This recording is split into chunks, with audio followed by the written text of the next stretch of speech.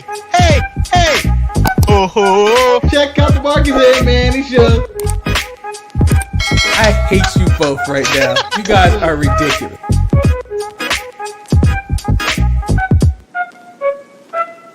I'm Shotzi Blackheart, the ballsy badass, and you are watching the Untitled Manny and Marcus show. Remember to like the video and subscribe.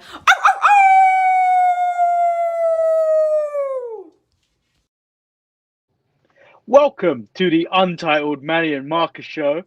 I am Lord Manny Hayes, and I'm joined by Marcus the Great! Slapping plexiglass and everything in my car. Looking at people looking at me. Finale. So I changed it up today. I didn't hit you with the hey Hayes because I feel like that threw you off normally. yeah, it did, because I couldn't do the ho part. And, or the Eddie Hater part. That is your part. I can't take your part. That would be like one of the NSYNC members singing Justin Timberlake's part. I can't think of their name. Joey Fatone singing Justin Timberlake's part. Yeah.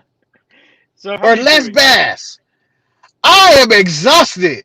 And you can't tell, and no one can tell because I hype up, okay? I'm on that Mojo Riley shit. Not cocaine. I'm just talking about. You don't get hyped. You stay hyped. I stay hyped. Live and die by this. I hope he's not in retribution. Oh, God. Oh, God. I think he is. The crime of it all. It's a crime if he is. I think he is. Oh. And unfortunately, I think Mercedes Martinez is also in it. You think so? I thought she was just getting started on NXT, but there you go. Yeah. We'll see. But for sure, Miriam is in there. For sure. And Keith Lee jumped on her. I know it. You ready to get in the show? Oh, yeah. Let's start this war. What do you want to start with? AEW or NXT? Let's go with AEW for 500. Chuck. I mean, Pat. Damn it. Who hosts Jeopardy? God damn it. Right, so AEW kicked off with a very good tag match between the Jurassic Express of Luchasaurus and Jungle Boy versus FTR in a non-title match. And the Jurassic Express is already out there, and then the upset, pissy, throw my toys out of the buggy kind of kids, the Young Bucks come out, super kick the referee, and then walk backstage and throw money at Tony Khan sitting in the back. You know what my number one... Oh, go ahead. I thought Tony Khan was really unprofessional, just sitting there in shorts and a t-shirt. That's how he dressed, man. But, Manny, I also hear feedback on one of our ends right now. You can hear feedback. I can hear myself. I can't. Saying, I hear myself. You can hear yours. I don't know how to fix that. Oh, okay. Well, don't worry. If it hopefully it doesn't show up. Well, anyway, I hated this segment to start because I thought that was Tony Khan has not been on TV. He makes announcement of matches through the headset and stuff, and they mention Mr. Tony Khan every now and then, but they haven't used him as a character, and I'm afraid. And this may be just me being a historian of wrestling. When he finally showed the owner or the guy in charge of camera, he becomes a camera. He becomes a star of the show, a la Vince McMahon, Eric Bischoff, and done very poorly, Dixie Carter. Yeah. So. And I don't want that. I don't want the Young Bucks super kicking Tony Khan or Tony Khan in a wrestling match. Or them trying to tell a Tony Khan story. I don't need that. Let the wrestlers do the wrestling. Don't fall into the same trap that every single Vince competitor has fallen into, which is 1, hire a bunch of ex-WWE guys no matter what they did. 2, bring in the owner to be creative talent and have a match or something. And 3, I don't remember what the third one is. Although shout criticize WWE for everything. shout out to Pineapple Pete, who's now found himself a new job being in the Raw Underground. And the question is, does he own the name Pineapple Pete? He must. Because I know because he should be, but Chris Jericho only referred to as Pineapple Pete. If he can go by Pineapple Pete in NXT, there we go. Another black wrestler has risen in NXT. So, what did you think of this match? Oh, the tag match was really good. Everybody worked to their strengths. I'm going to allude to this because I watch AEW with someone that doesn't watch wrestling, and his impression of the Luchasaurus was, that's really fucking dope. He's a dinosaur and a luchador. See, I think this came up last week, where I think Eric, or it might have come up in the thing I recorded with Eric, but like, casual people enjoy the Luchasaurus, and I don't understand why. Fuck the Luchasaurus, man. He needs to be the man. Just be a man. Just man up and be a man. Leave the Jungle Boy alone and be a man. Be a monster man. Be a dragon man. Do something. Just stop being a Luchasaurus. But I really thought the match was good though. It worked to FTR strengths. They did all this stuff. Jungle Boy and Luchasaurus both look good. Everybody looked good, and it was back and forth. And I really enjoyed Tully being on the outside. He does so much more than Arn. So this is the second week Jurassic Express kicked off the show, and both times it's been really good. And I enjoyed. I quite liked both Tully and Cash Wheeler holding on to Dax for the pin. That's some cheesy wrestling shit that I get into. That I can't explain the physics of how that worked, but I know it worked. Because deep down I thought, oh, do you know what? Jurassic Express is going to sneak a win here because there was too many roll-ups in this match. Yeah. And I was like, oh, they're going to sneak a win and then get themselves a tag team title match. That's normally how it goes. Yeah, it's yeah. Go ahead. I'm glad they didn't follow that path. The non-title, they are the contenders now. But if it's not the Jurassic Express, though, who is? I mean, of all their 700 tag teams they have in their company, I don't feel any of them are true contenders. No, not even close. Like Private Party, whack. They ain't not doing it. Pride and Powerful, getting killed in a parking lot. The Best Friends, we've been there, done that. They don't deserve to win. Well, I think it's going to be the Best Friends again. And then you got Jericho and Swagger bringing it up the rear. Yeah. So I'm just saying, like, none of these tag teams impress me. I don't want to see the Best Friends versus FTR, even though it's going to happen probably. I wish they did more with Pride and Powerful or even the Lucha Bros, in which they were seen as more threats. But the Lucha Bros are involved in whatever's going on with the Blade's wife. Yeah. Which we'll get there, but I have a feeling I know who the Blade's wife is. Oh, I know too. I know too. It wasn't subtle at this week. Last week I went, what the fuck is he talking about? Now I know who the Blade wife is. So we've got Frankie Kazarian versus Hangman Adam Page, which I thought with Kenny Omega on commentary, and I thought this was another good match. It wasn't brilliant, it wasn't outstanding, but it was there and it served its purpose. And I'm thinking I'm really enjoying that buckshot lariat because it's the evolution of the clothesline from hell. Yeah, I like it. But there are some moves that I wish Hangman Page wouldn't do because I don't think he has the strength. Like when he does the fall away slam, I feel like he barely gets it over. When you see like a JBL or Scott Hall do it, they kind of really launch a dude. This dude's barely getting people. I don't think he should be doing that move. It was a solid match, but I don't think I wanted a good match out of them. I wanted a squash match. And I know I can watch a bunch of squash matches on AEW Dark or whatnot, but sometimes on Dynamite, just give me a squash match to establish somebody. I need somebody to stand out amongst people. Everybody can't be equal and having back and forth, attempting to have 5-star matches. Frankie Cesario is a jobber. It should have been quick work.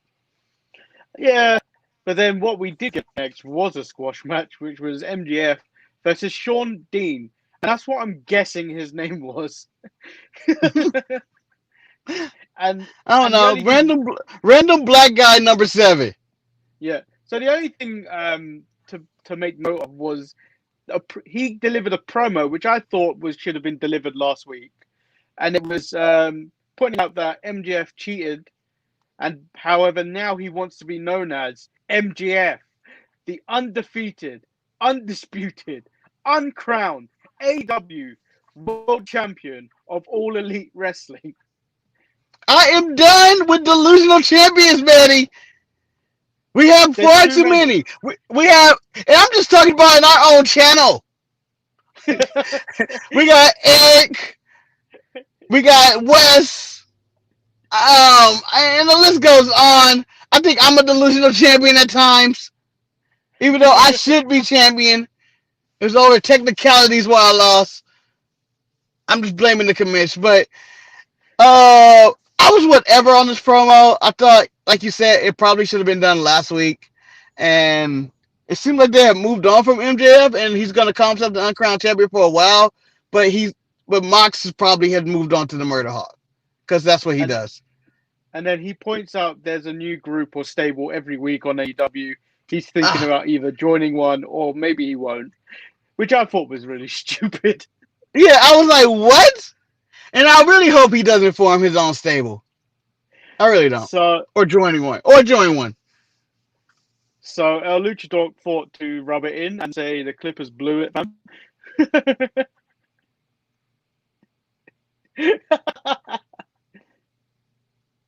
Are we done here? Are we done? I refuse to report fake news. That is fake news. There was no evidence that the Clipper blew that game. They may have lost the game. They didn't blow it. So, following that was Eddie Kingston and friends. He delivered a 3-point promo. One, he never lost a battle royal. Yes. 2, his group is a family. They are not a stable or faction. A family of violence. The Agents of Chaos. Then they proceeded to beat up members of wrestlers that were in the crowd. And then finally, he ends it with Blade. Since we have our house in order, time to get your house in order. And I was obviously referring to Blade, where's your wife comment last week. And I believe his wife is Ali. Yeah, his wife has to be Ali. And I don't even know if this is I feel like I solved the mystery, even though I don't even think it may have been a mystery. Yeah. Like, I feel like they're expecting us to know that his wife is Ali. I don't know. Are they really married? I don't know nothing about these people or their lives. I can care less. But I don't want to see these guys together. Even though I enjoyed watching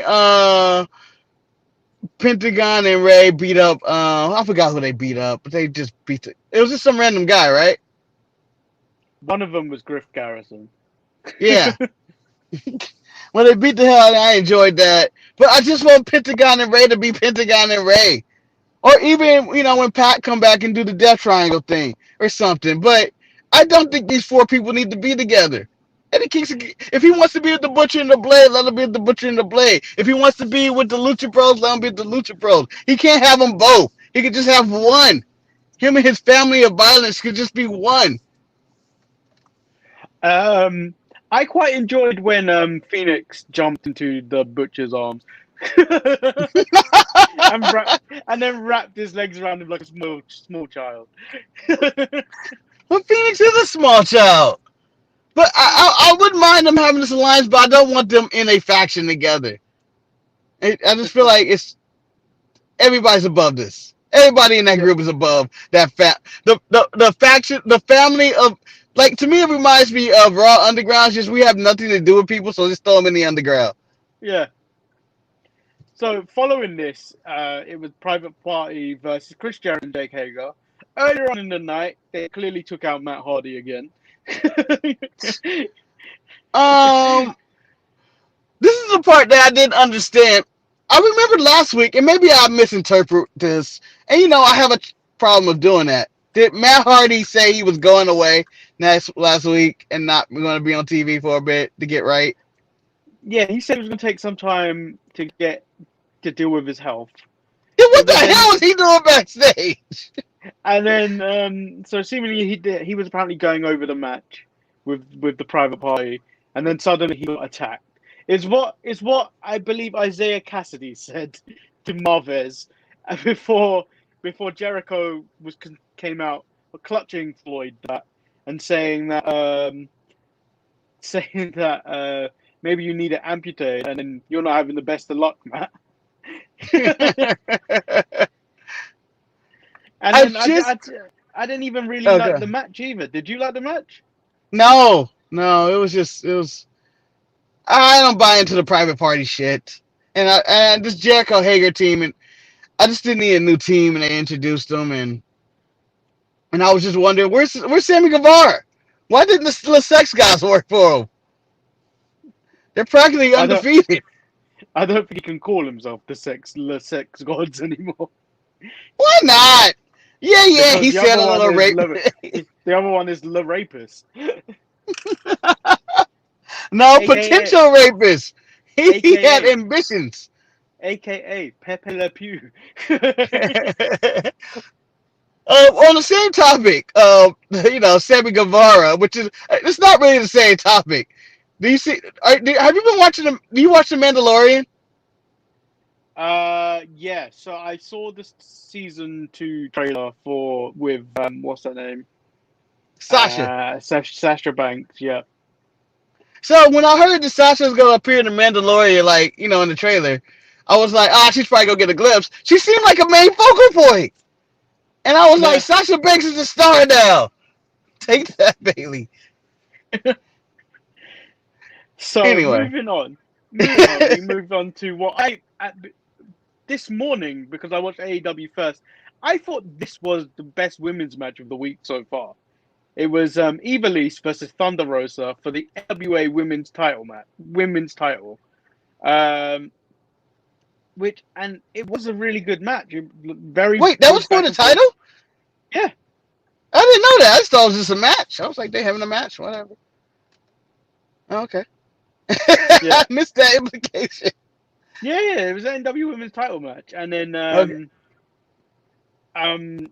Thunder Rosa wins with the Tombstone Power Driver, which I didn't think that was her move. What would you have said was her move? What would you? I mean, I felt like it's suiting. It's fitting, considering the way she looks. It fits, but you don't expect someone of her size to be doing a Tombstone Power Driver. I don't know if I've ever seen a woman do a Tombstone Power Driver, to be honest. So when she did it, it was like, oh. And then it occurred to me, like, is that the first woman to do a Tombstone Power Driver? I'm not going to go down that rabbit hole. It's probably millions.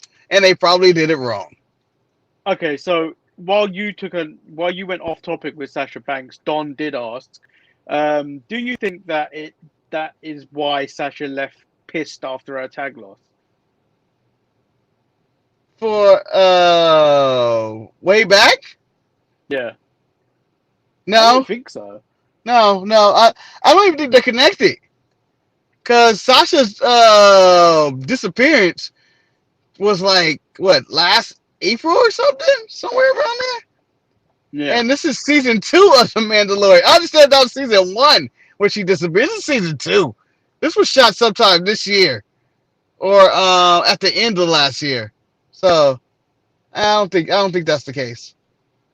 So in my notes, I wrote, I expect to be booked a tag match between the 2 women's champions versus Diamante and Ivelisse, which then later in the night happened. But then also, I believe in the future we're going to get a winner take all coming in the few coming weeks.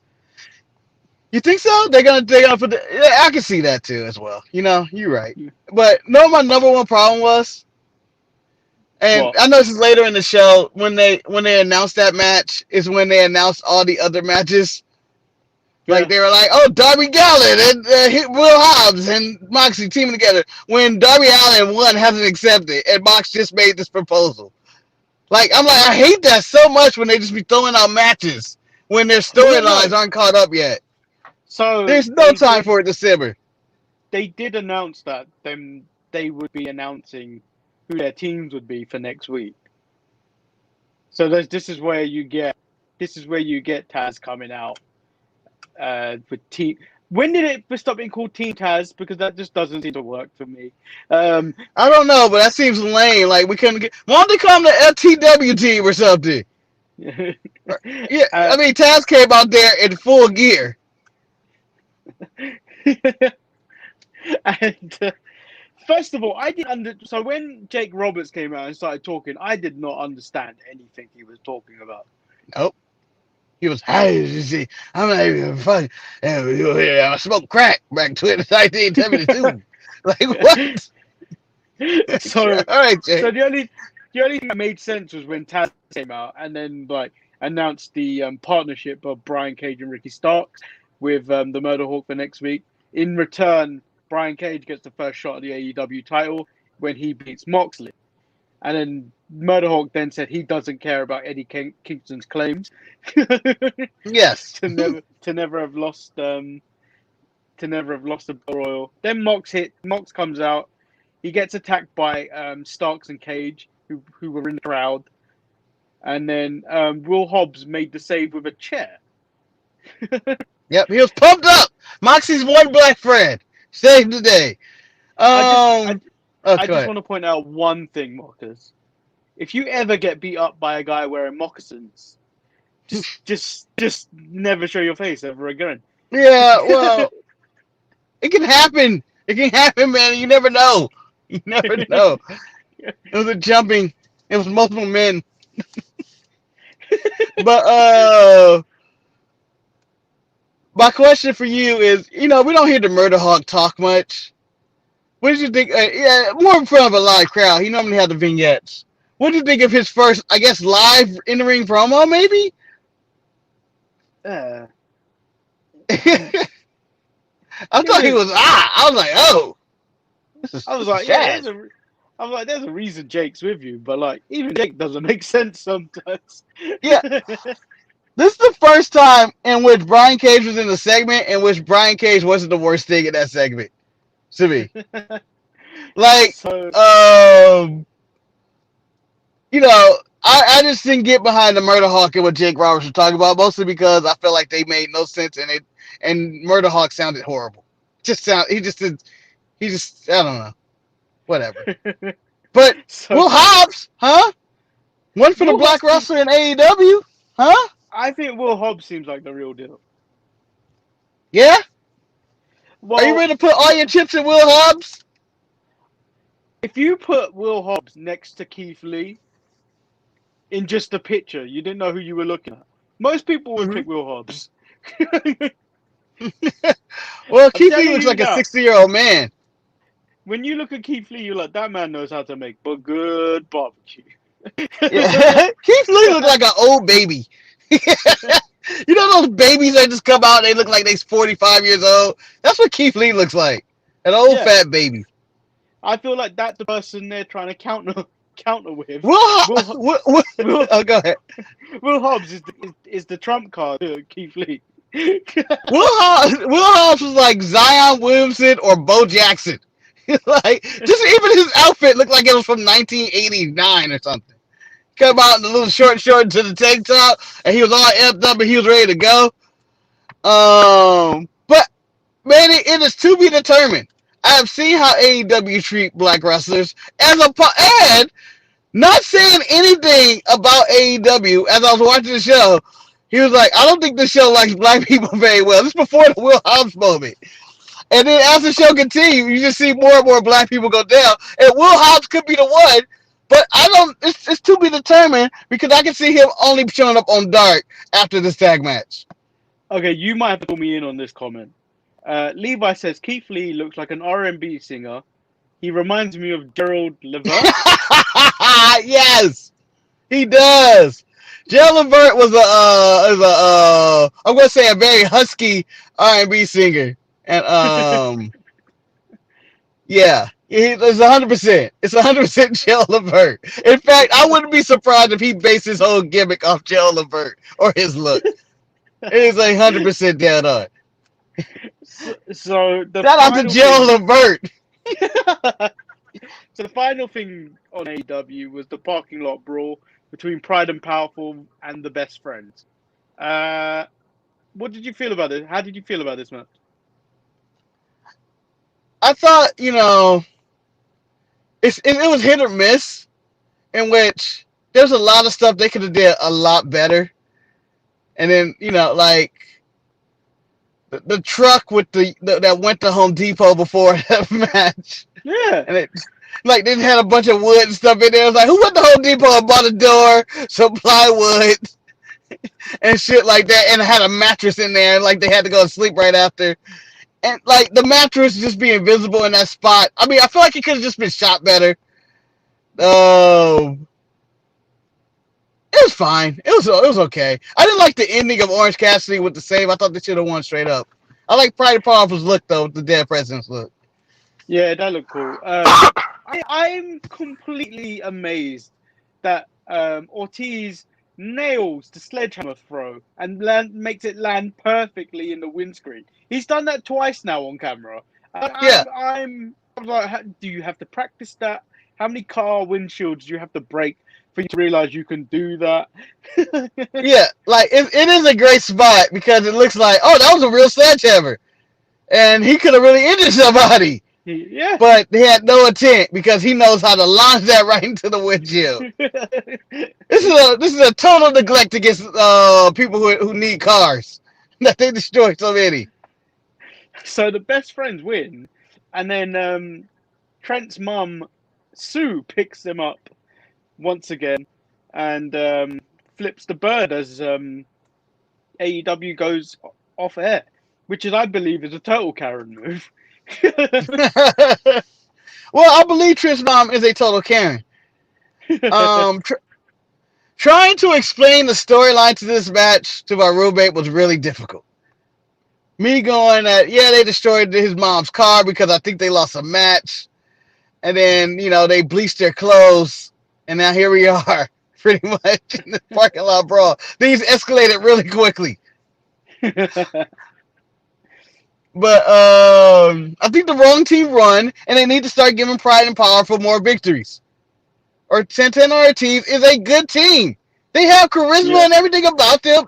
I love the whole their aesthetic. They're trash talking, but they get nothing from this company. They get like, I feel them and the Lucha Bros are the two most underused talents in the AEW. Like they don't use them. See, I think Eddie Kingston should be with Pride and Powerful. He should be the one trying to pull them away from Jericho. Yeah. I don't think he should be with two teams in one go. He should be with Pride and Powerful. And, let me be the racist and say, let Pride and Powerful team with the Lucha Bros. I'm all for good old-fashioned Latino hurt business. Although that's Legado del Fantasma, probably. But if Eddie Kingston got together with them, because the Butcher and the Blade don't fit. They don't fit. They should be their own thing. And they're known jobbers. So Levi said, the street fight was the only match I watched last night. Great fight. Wrong winners. Just imagine the same ending with Pride and Powerful leaving with Trent's mom. Oh! What an ending! I'm all for that. I am all for that. By the way, I was going to say this and I totally forgot. I'm on location from the parking lot of the Scene of the Crime. That is why I'm in my car. So the hater can't comment on this, but I believe, given the amount of hate he has for Chuck Taylor, I 100% feel like Trent's mom should have given to fit what Levi said, Chuck the low blow to give them the win.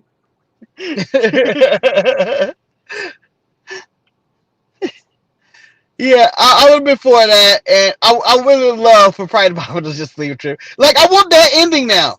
I wish we could rewrite history and have another delusional champ. I wish we could redo that ending and have Pride and Powerful lead with Trish Bob as she flicks off the crowd and she's all like hood now, and they done messed up a happy home of some kind. So that's it for AEW. We'll do final thoughts after NXT and just compare both shows and contrast. I just spoil it. It's a glorified AEW Dark. That's what I felt like this was. Solid show, but it just felt like they just threw together some shit. So moving on to NXT, just some news I saw on the other day. I'm afraid I've got some bad news for you. Wade signed a new deal with WWE. Did you commentary? Yeah, so I have That's no disgusting. idea what that means for like NWA Power now. Well, I felt like they were doomed when I saw Thunder Rosa and Eddie Kingston show up and Ricky Starks. Like, this AEW is slowly turned into NWA. Before we move any further into the NXT report, Wes does ask the question: do we miss Cody? I'm done with Cody since last week, man. He had that announcement, and that's what he announced. I never want to see him again. And that's it. Here's another question about AEW. Do you plan on watching the I forget what they call it. I'm calling it the stimulus show because I think that's what they may have called it. After the basketball game, they plan on having a Brandy Rose match and some shit. Oh yeah, so they announced a Tuesday show next week, didn't they? Yeah, after Like Inside the special. NBA. Yeah. So that was supposed to happen on Wednesday, but I think they were supposed to be preempted, and the actual show we watched yesterday was supposed to happen on today. So they were going to put out a special 1 hour show on Wednesday instead. Oh, okay. But I'm assuming they're just going to put that out. That's the show that we were supposed to get, and that's going to go out on Tuesday. Oh, well then. Let's move into NXT, which I thought was spectacular. Yeah, so the show kicked off with possibly the best women's match of the week. I was going to give it to Thunder Rosa and Eva Lee, but this was something else. This right here, Manny. This right here. Yeah. This that shit right here. So last week I remember asking you the question: is Shotzi Blackheart ready for an NXT title run? And while I'm very much on the Shotzi bandwagon, I don't think she's very far off from that title picture. How about you? I think she should be. I think she's probably gonna.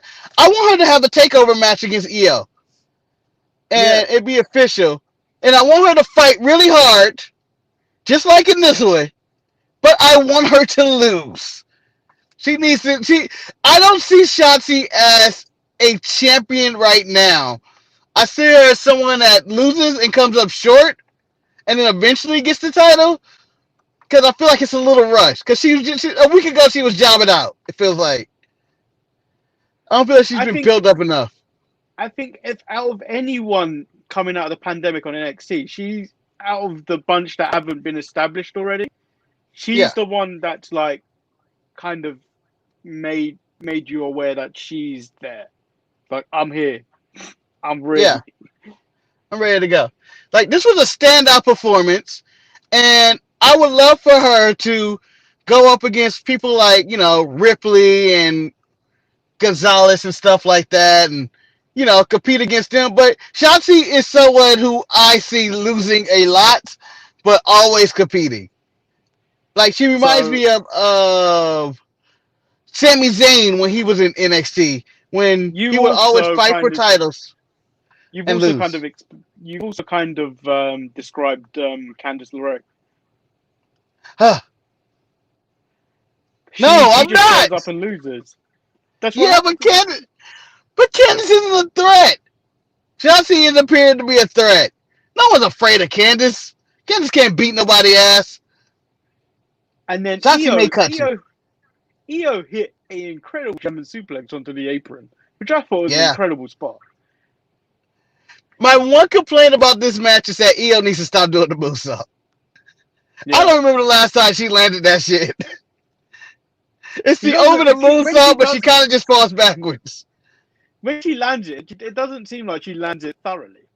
Yeah, like this one, I think she got all legs and sternum. I mean, the one on Ripley, she got knees to face. It's never consistent, and I don't even think any wrestler knows how far is she gonna jump. Oh, not that far. Goddamn, she ain't getting no distance. I think she needs a new finisher. So it was then announced that next week we're going to get a number one contenders battle royal for the NXT Women's Championship. Yeah, To be I don't number know, one contender for this. I believe Ripley's taking this one. I think so too. Yeah, But, so the winner at the match at Takeover will really determine who's going to go in the draft. I think. yeah, because it could be Io, but I don't know if Vince is gonna use Io. But I'm sure Ripley is always someone he's like looking at, and I even think Shotzi is someone Vince is looking at. But the thing is, if you take Shotzi now, all she's going to be is a mid-card gimmick. I know. Which people will love. However, it will just be a mid-card gimmick. I can see And little tank toys and keychains being sold and merchandise to the wazoo. I can see Vince just wheels. I can make money off you, Shotzi, but I'll never push you. You're fighting Lana and you're fighting the boat every single week. So, a sad thing happened next. It was Desmond Troy, formerly Denzel DeJohnette. Why did they change his name? Yeah. It hurt. And It's the worst name change I've seen since Scooter Kinte was turned into Toby. That's what happened here. And I think the only name change I was willing to accept would have been Angelo Dawkins.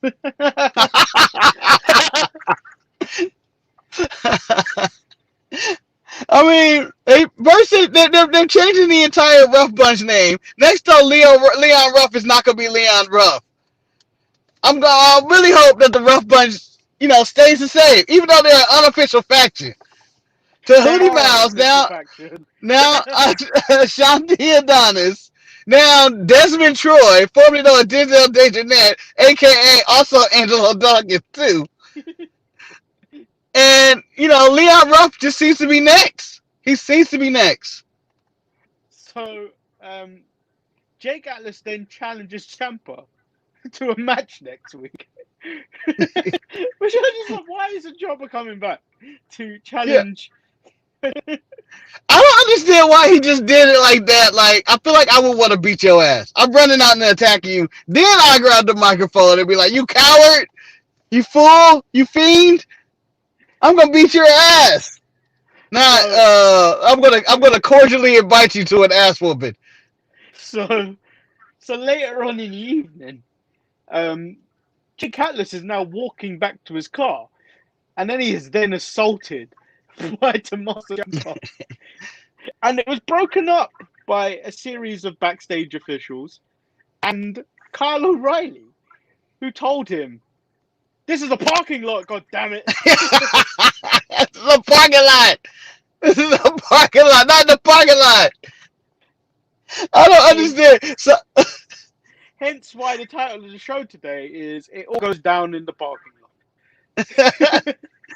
It does, because I don't understand. Because one, NXT's parking lot has been known to be dangerous, in which there's been kidnappings and attacks.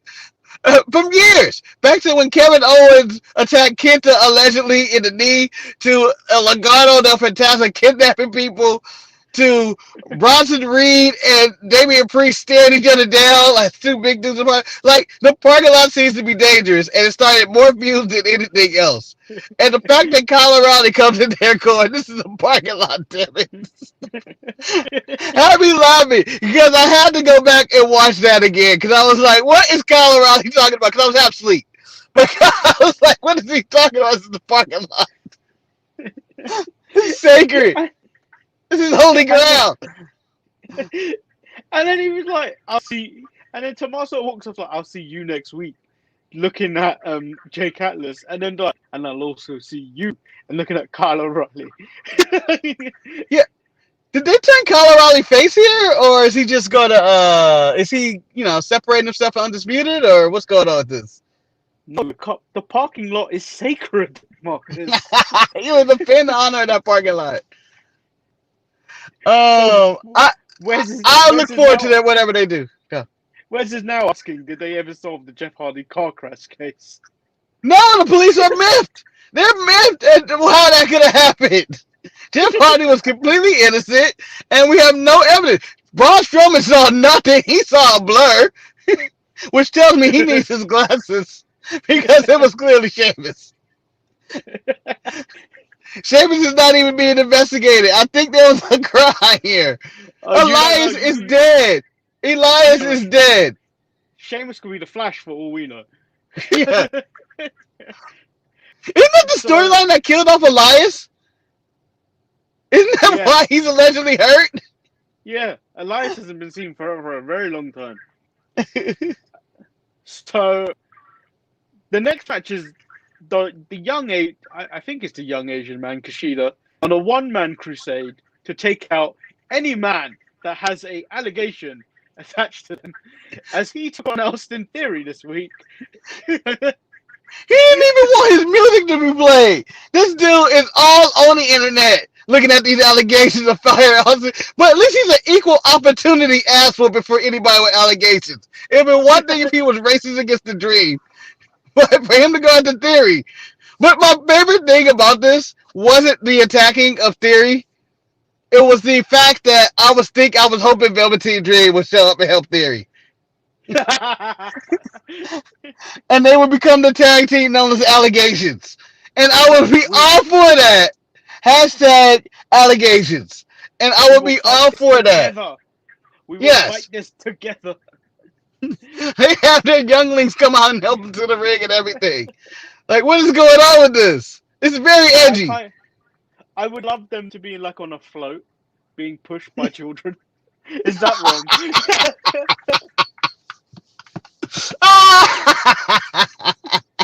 Little choir boys carrying them. It is so wrong. It is so wrong. But I accept it because it's the bullshit that Velveteen's going through with just pure accusations and, with no hard-on facts. I feel like just throw it back in people's faces. It would get people talking. I mean, we may have a pedophile gimmick. We have never had that. We have never had a pedophile tag team. Man. That would be so controversial, and I believe we're getting canceled for saying this. We're getting canceled today. Yeah. This may be the last episode of the Untitled Manny and Marcus show. Yeah, they both come out in Michael Jackson and Woody Allen shirts and shit, and just like, oh man, they really going for this. Hashtag allegations. Make them a team.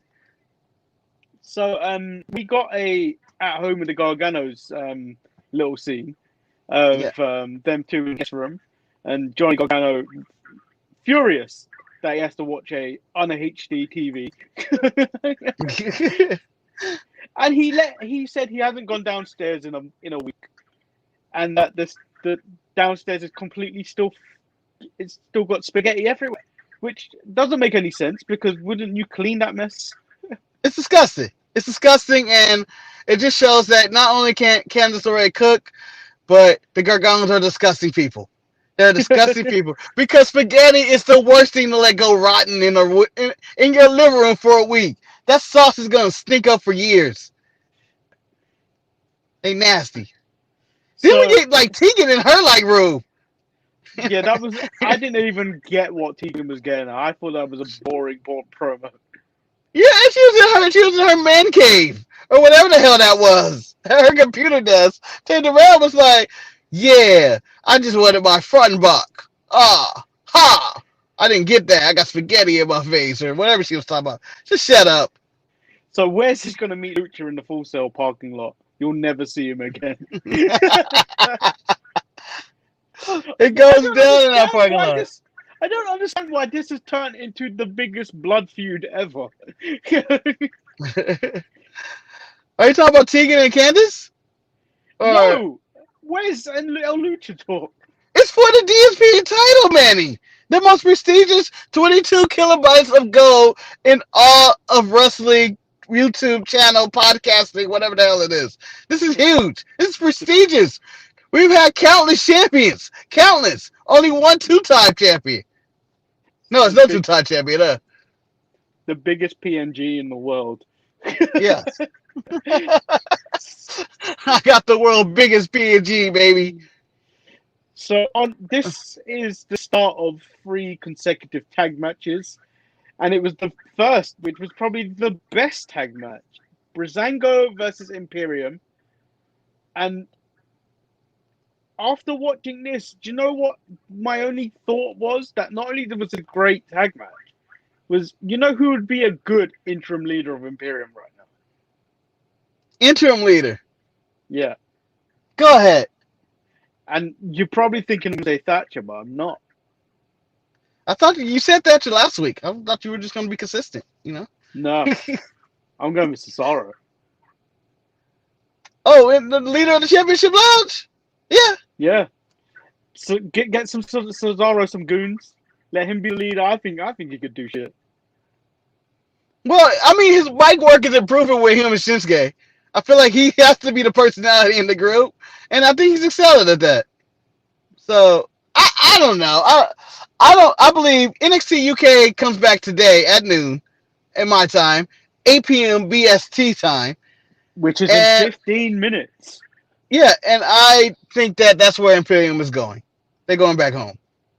I don't think they are. I think they're trapped in the US. Because the only person that seems to be able to get to the UK right now is Alex Morgan, who's now going to play for Tottenham Hotspur's women. Oh, yeah. So I didn't know that. What did you think of this tag match? I thought it was amazing, and I love my favorite spot in this match, and maybe in all the wrestling right now, it's the suplex toss. Just throw him into a suplex and hold him in pose. And then they did on the outside. I just think it's a really cool spot. And I think Bartel and Eigner has really come a long way as a team. And Breezango looked really good. And the finish was nice and clean, in which it was a little stumbling. And I really enjoyed this match. I enjoyed the Fashion Police intro that they brought that back. And it was just like, oh, man, this is like I was feeling everything about this match. And it was really hyped. Like it had all the chaos of everything that goes on like a Young Bucks / AEW match, but they stayed within rules. Not only that, they sold moves. So like they generally looked exhausted. They looked like they went through the war.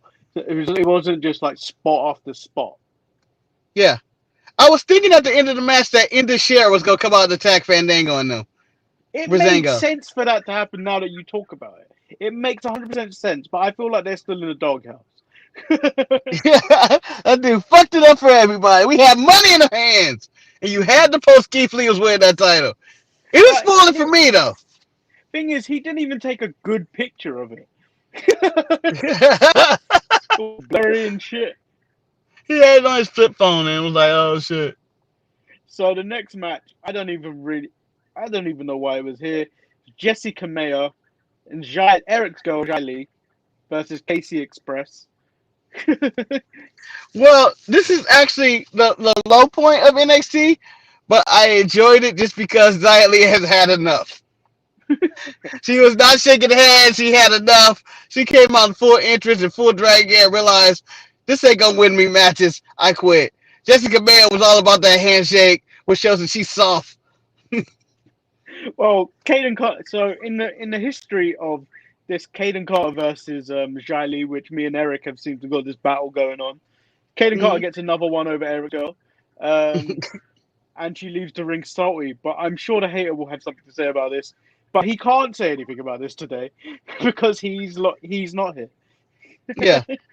His last Xia Li comic was on Facebook when he was like, that's why I knew I liked some Xia Li for that. And I was like, man, you're a creepy old man now.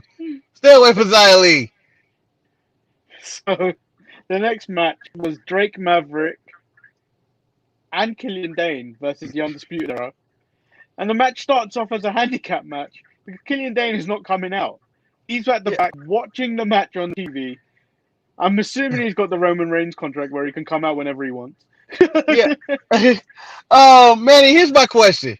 Is this the greatest TV watching segment in WWE history? Because it looked like they were actually at a proper angle to watch a TV that was posted on some giant screen. Yeah, but you say that, yeah. I'm going to take a picture of how I sometimes watch TV from this desk. And it's almost kind of similar to how they watch TV on Raw. That's so. Why are you so awkward? Those people who watch TV like that are like flat earthers. I don't understand how you came to this conclusion like this. Let's watch some TV. The TV's over here. I'm gonna watch it in Superman pose. So Regal goes to Killian Dane, tells him to go to the ring. He goes to the ring, throws Drake back into the ring. You got to take it like a man. Take it like a man. Take it like a man, and then he gets involved. No, because he starts to walk to the back, and then Roderick Strong calls him a fat boy, and that was enough for him to go. That was enough for him to turn things around. Yeah. Did you think it was weird that it was Roderick Strong and Bobby Fish and not Kyle O'Reilly and Bobby Fish? Yeah. Like, I understand they wanted to do the segment with Kyle later, but this just seemed awkward. It seemed wrong that they were the ones in this. I think Kyle is not wrestling for a while because of that diabetes and COVID, but he's still hanging around people, so I don't understand why he is. No, I think he's wrestling. I think they're setting up him and Ciampa at TakeOver. And we're about to get a Kyle O'Reilly run. I wouldn't mind that. I love Kyle O'Reilly. He was really good in his singles run in Japan when he was going after the Super Junior tournament and all that stuff. Like, Kyle O'Reilly's a really good singles wrestler, and he's shown lately that he has a lot of personality. Not in the parking lot, guys.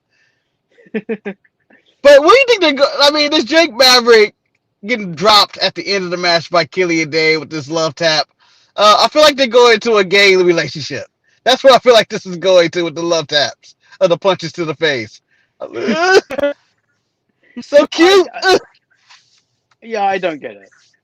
I feel like it's been done before where they force a tag team to happen, and it's just like, I don't need this. I want this tag team to happen, but I don't need him punching them every week. So, following this, Regal announces a new concept to a match to determine the number one contender for the NXT It's a mimosa match. So he's called it the Gauntlet Eliminator match. 2 men will start in the ring. Every 4 minutes, another competitor will enter. The only way to be eliminated is via pinfall or submission. The last man standing will be named the number one contender for the NXT Championship and will go on to face Finn Balor at the NXT TakeOver. That is basically the Elimination Chamber without the cage and pods. Don't ruin it for me, Manny. Don't ruin it for me. Tell me it's something new and it isn't. It is brand new. They don't have a cage. There's no cage involved. It's brand new. William Regal would not lie to us. He is your own countryman. He would not lie to you. It is brand new. William Regal has lied numerous times. He's the king of the dupe, where with the brass knucks and everything.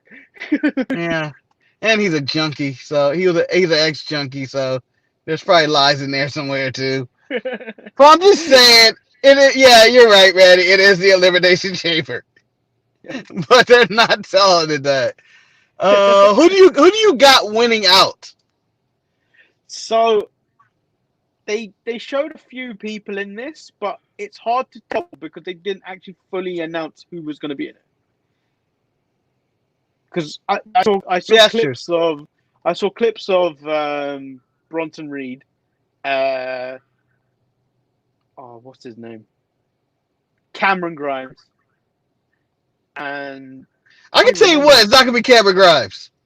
I think it could be. Why would they give Cameron Grimes a main event takeover match with Finn Balor? Because he beat Finn Balor. No, attack me with facts, Manny. You slotted the kid now. You slaughter him. You see Finn mean promo? He was in black and white with smoke in the background, smoking a cigarette. So interestingly, not related to what we watch on NXT. Apparently, in an interview, Finn Balor might not be bringing back the demon gimmick for a very long time. I heard, yeah. Because apparently it was only meant to be done once, but then it got out of hand. They started abusing that shit. Well, it's money. The demon is the money. I care more about the demon than Finn. I respect him as a wrestler, but I really like the demon. And I want the demon to come out every now and then. And I would mind if the demon came out at Takeover. Like, the next time I want to see the demon come out, he should be fighting your boy Walter. Yeah, that's 100. No, I kind of just want Finn versus Walter. I don't need the demon. I want the demon. I want him to surprise Walter with the demon. And that starts the feud. Like, Walter's like, yeah, I'll fight you. And Finn's like, yeah, come on, boy. Come on, big boy and all that. You're going to fight me. And then all of a sudden, you just hear the music, the demon music. And it's just like, oh, shit. Walter's in trouble. So, the main event is Damian Priest versus Timothy Thatcher for the NXT North American title. Great match. Great. And you know what? I don't know if Thatcher is really, like, Thatcher's great. I love Thatcher and everything he does. But I feel like Priest looked really good in this match. This is the best I think I've seen Priest since the Finn Balor match. I think Priest has looked good all the time he's been in the ring since that Finn Balor match. Like, I've gone on record to say I wasn't sold on him till that point, and he's been great ever since. And the styles between him and Thatcher have been worked well against each other. And I almost get the impression sometimes that Timothy Thatcher just reminds me of Bob Backlund sometimes. He does. It's a toss between Al Bundy and Bob Backlund to me. I thought that it was really nice that they did it was a striker versus grappler type match. That every time he would strike, he would put him in a different hold, or he would try to strike, and and it was really good. It was really good chemistry, and I want to see more of them. My problem is I don't want to keep seeing Thatcher lose. The dude is losing, like a lot, but his matches are great. He never wins. See, it makes sense to have him in a team, which is like, I kind of wish he had just like, even his school, where he's doing his promos, he's teaching kids back, like people in the back. They should be his underlings. He needs underlings. Yeah, he needs Desmond Troy and Imperium maybe. If Imperium can't go back to the UK, you give Thatcher Imperium and Desmond Troy. And even though that's your idea, and I shit on it, Manny, because I said they're going back. If they can't go back, it makes 100% sense to put Thatcher with these kids. So that is the end of NXT. What was your viewpoint on the entire show? Oh, I thought it was one of their best shows. Just the action in the ring for every single match was just incredible. It was good storytelling throughout. They didn't really do any backstage segments or anything or push any great storylines or anything, but the in reaction was just so good. Whether from Shotzi Blackheart and EO all the way up to Thatcher and Priest, which looked like a main event. Not just a mid-card main event, like a heavyweight main event. Yeah. at the end. So 2 final questions. Okay. Will AEW maintain that 1 million viewpoints No. from last week? No. And finally, what was the better show this week? NXT was the better show. AEW will get the higher rating. But AEW will be at 700,000 and NXT will be at 700,000 as well. Ish. No, I don't. I think AEW will be 800,000 and NXT will probably have 600. Ah, damn. I So think disheartening. But the Wednesday Night War is back. This is the first time it's back, right? Yeah, for a while. So Wes gave, I believe he's given a NXT a solid B grade. Although I would have given AEW a B, and then maybe NXT A minus. If I was the grade, See, you guys grade too lightly. I give them C, and people may say C is bad, but that's average. I thought C's a pass. NXT. C is a pass. It's a pass. I gave it a pass, but it was just an average show. There was nothing spectacular about that. It didn't blow me away. The parking lot match was pretty much all they had, but the wrong people won. They, Will Hobbs, I guess debut or appearance is something interesting, but it's nothing that it's gonna have me go ooh. They had Miro on the show, and he was just lifting weights. With Kip Sabian. Being spotted by Superbad Penelope Ford, which makes me think Superbad Kip Sabian is weak.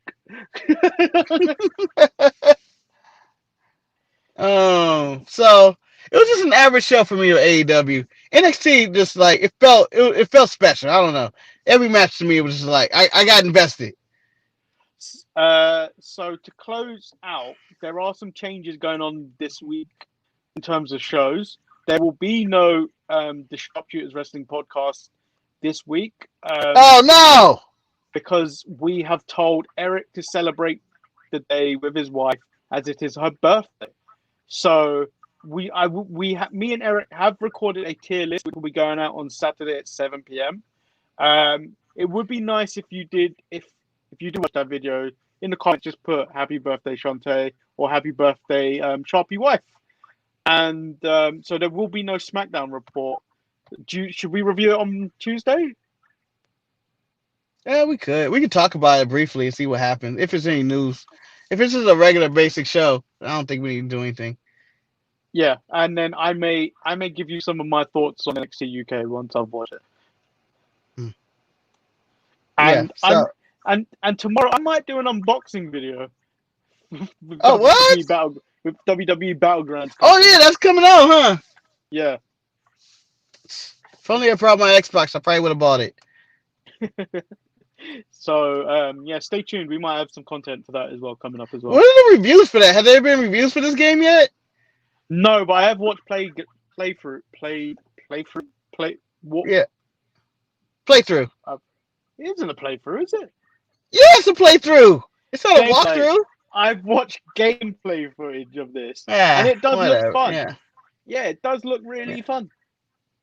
But this game was shit on like a year ago when people said, I was like, what's this shit? Yeah, so many people shit on it, but like, guarantee you they'll play it. And I guarantee you if they had fucking kids, they'd be playing it with their kids as well. Like the tag team allegations! So, that's the end of the show, guys. I hope you enjoyed it. Remember to like the video, subscribe. Leave a comment. Guys, leave interesting comments down below. Don't, like, the chat's fine, and I like the chat, but sometimes just leave a comment down there. Yeah, just talk some shit. Talk some shit. We have been quite a lot of porn spam comments. What? Recently. That's spam? Those ladies love me. What? Hello, boys. Yes, hello, boys. Hello, boys. I'm all for that. That built my spirits up. I'm walking through Target with my head up high when I get those comments of "Hello, boys. You want to be an 18-year-old?" I've been deleting them. Do you want me to leave them? No, delete them. Delete them, please. Please, please. Don't keep that shit up there. I was only joking, Manny. I thought Marcus needs an ego boost because he's not sleeping anymore. Yeah, I've given up on sleep, so it's just it's pure. I need a boost. I need a boost. Hello, boys. So, I've been Lord Manny Hayes. He's been Marcus the Grand Finale. And this is the Untitled Manny and Marcus show signing out. Peace.